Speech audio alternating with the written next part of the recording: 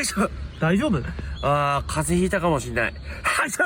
あ、さっきさ、ドーナツ食べたでしょ。なんでわかったの？今のくしゃみで出てきてたよ。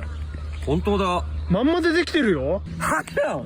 昼におにぎり食べたでしょ。せっかく食べたのに。体の中どうなってんの？はっしょ。いや、もう病院行った方がいいよ。君、誰？誰ってなんだよ。ゼンタだろ。知らないな。